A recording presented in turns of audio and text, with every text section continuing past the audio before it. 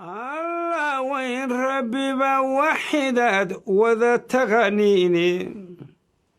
إساقا ودود عن تشيقة لا وذاقيني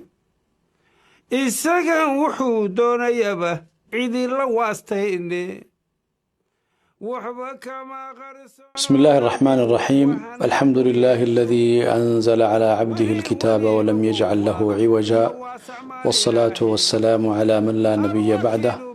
وحنو سعود عشرة نتحنها أها أيان وهل ليني مقعيد إلهي سبحانه وتعالى وأن مربا مقع سوق هذنيني أن شرحات كوبان انت إلهي نوفض ذي أن كورنيني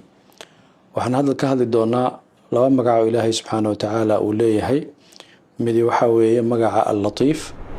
مدك كلنا ومقع الخبير اللطيف وحي كمتهي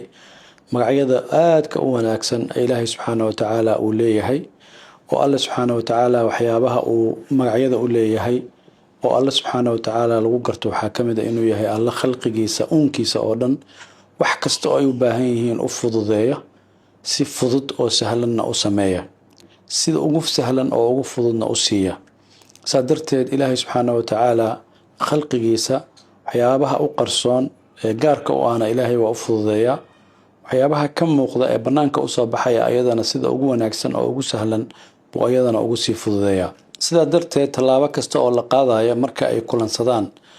in ficilkuna uu noqdo wax fudud sida maskaxdaadu ay u dhiraandhirinayso ay u sameeynaysan uu noqdo wax fudud waxa dareemaysaa in Ilaahay subhanahu wa ta'ala wax kasta ku fududeynayo oo Ilaahay subhanahu wa ta'ala uu ku siiyay yani uu ku noqday latiif wax walbana uu lutfi kaaga dhigay Ilaahay subhanahu wa ta'ala quraankiisa wuxuu ku yiri Allahu latiifun bi'ibaadihi Allah subhanahu wa ta'ala wa alla khalqigiisa latiif oo wax fududeeya oo wax u sahla culimada muslimiintu marka kelmadda lutfi markay ka hadlayaan waxay ka sheekayaan inay tahay wax la xiriira dhaqanka wax la xiriira talaabada adiga qaadaysid wax la xiriira waxaad u baahan tahay inaad sameeyso oo markaas aad u baahnayd culays ku haysta in laga fududeeyo waxaad ku fakaraysaa in si fudud aad ku hesho sida darteed mar walba lutfigu waxyaabaha barakada leh ee wanaagsan buu ka mid yahay Ilaahay subhanahu wa ta'ala quraankiisa meel aad u fara badan buu kaga sheekeeyay lutfiga wuxuuna ku yimaadaa macaani kala duwan ama eray bixiyana kala duwan ama sharxaado kala duwan bay ku timaadaa mar waa marka Ilaahay subhanahu wa ta'ala uu uunkiisa u turayo oo si turnimo leh oo degan oo wanaagsan oo nolosha iyo naxariista iyo deeqsinimada iyo barakada uu noloshooda u gelinayo marna waa marka Ilaahay subhanahu wa ta'ala ayaga dhexdoodaba isku fududeynayo waaridka ilmihiisa Ilaahay u fududeeyay oo waaridku latiif buu caruurtiisa u yahay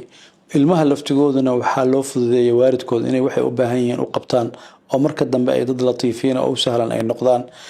waxa kamida baarinimada lagu gelinayo qalbiga gelinayo waxa kamid tahay waxyaabaha lutfiga ah oo Ilaahay qofka uu ku abuuro waliba qofka uu khayr iyo wanaag u la doonayo uu ku abuuro sadarteed Ilaahay subhanahu wa ta'ala koonka asaga maamulkaas oo koonka maamulayana wuxuu ku maamulaa inuu Ilaahay waxna u fududeynayo hadana uu sii og yahay oo xoogaal uu yahay waxa ay sameynayaan لا تدركه الأبصار وهو يدرك الأبصار وهو اللطيف الخبير سيدا درتيد إلهي سبحانه وتعالى تفاسيش النلش هذا كور قبا مسكح هذا وحي كفكريسو كور قبا لكن مركز إلهي وحي كوا أبال مرينا يا أو إلهي نحريستي سكوسينا يا إن وحا مسكح هذا كجريسي سهلة أو فضد أو لطفئة أو إلهي سبحانه وتعالى كوسو دجنايو إنا تكوهشد علماء وحي هذين لطفئة إلهي سبحانه وتعالى أو بحيه waxa weey inuu ku siinayo mar walba waxa aad u baahan tahay sida ugu sahlan oo aad u heli kartid oo kuugu darayo baahidaada wax ka badan adigana aanan lagugu khasbaynin wax awoodaada ka badan oo aan lagu dul saareynin culimada qaar kood waxay yiraahdeen Allah subhanahu wa ta'ala asaga khalqiisa latiif oo mar walba waxa ay rabaan u fududeynayo oo si fudud oo sahlan ku siinaya hadii wax ka jabaana u kabaya oo si sahlan oo fudud ugu kabaya sadarteed Ilaahay subhanahu wa ta'ala marar badan khalqigiisa asaga u bilaaba lutfiga oo asaga siiyay mararka qaar ayagoon weydiisanin markaad caloosha hooyada ku jirtay ma aadan garanayn inaad Ilaahay lutfi weydiisato Ilaahay uu latiif ku noqdo asaga Ilaahay ku gartay asaga noloshaadii caloosha hooyada kugu dhex sameeyay markii aad soo baxdayna baahidaada habka u noolaan lahayd bedelay haddii caloosha markaa ku jirtay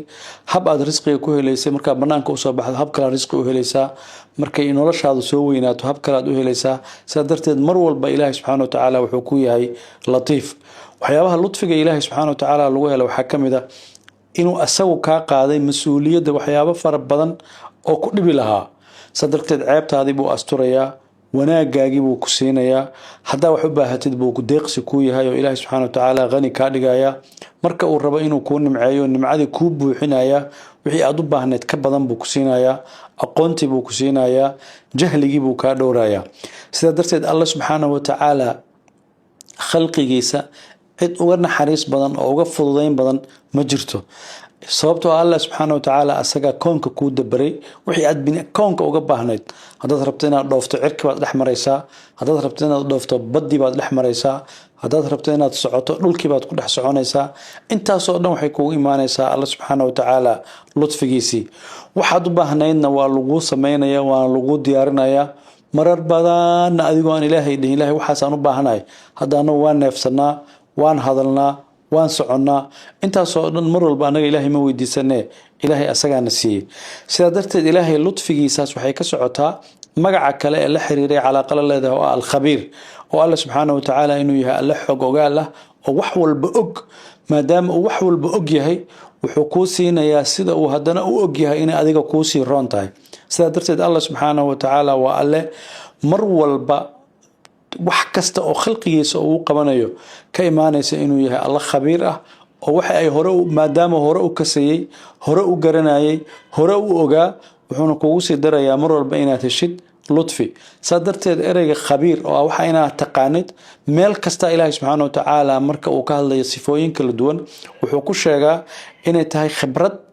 ama ogaalnimo ama xoog ogaalnimada laftigeedu inay tahay wax fiican oo la rabo inaad doonato cilmiga ka mid ah markaad wax ogaal tahay oo waxaa lagu yiri fasal bihi khabira cid waxaan kaaga taqaan ama kaaga xoo ogaalsan weydii sida darteed waxyaabaha oo ilaahay subxaana wa tacaala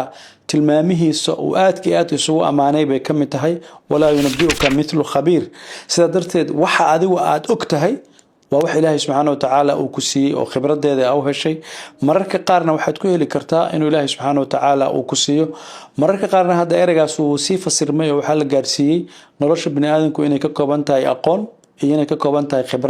khibraduna ay tahay waxa intuu dhex galay uu ku dul shaqeeyey oo caqabado uga hor yimaadeen caqabadahaas uu helay wadooyinkii ugu sahlanaa oo lagu daaweyn lahaa markuu kasoo dhexbaxay baa waxaa laleeyahay qofkan waa khabiir khabiirkiis waxaa loola jeedaa waxan buu xoogaal u yahay wuuna fahamsan yahay maadaama iyadoo kala duwan ay soo martay sidaa darteed alla subxaana wa tacaala ludfigiisaan ku nool nahay oo khalqigiisa ay ku nool yihiin alla subxaana wa tacaala alla khabiir ah oo wax walba hore usii ogaa waxa soo socda og waxa imaan doono og weeye adigana waxaa la rabaa inaad mar walba alla ku tirsanaato oo ludfigiisana weydiisato allahaas khabiirka ah wax walbana ka og inaad weydiisato sidii uu ludfi uu kugu siin lahaa adigana waxaad og tahay oo khalqiga aad ka og tahay sida ugu wanaagsan ee aad khalqigiisa ugu anfici karto mar walba inay maskaxdaada ku jirto day aqoonleeda aqoonta inaad bixiso waxa dadka dheer tahay ogtahay hadday jiraan waxa dadka inaad u celiso ood uga faa'iideyso والله تعالى أعلم والسلام عليكم ورحمة الله وبركاته وذا تغنيني إساقا ودودا تشيغا للا وذاقيني إساقا وحودون يبا عيدي لواستيني وحبك ما غرسونو قلبيقو وهن هدو يشو وحي وليبا وواضح إيو واسع ماليناهي الوكيل مغا عيسو ووارسان دمانا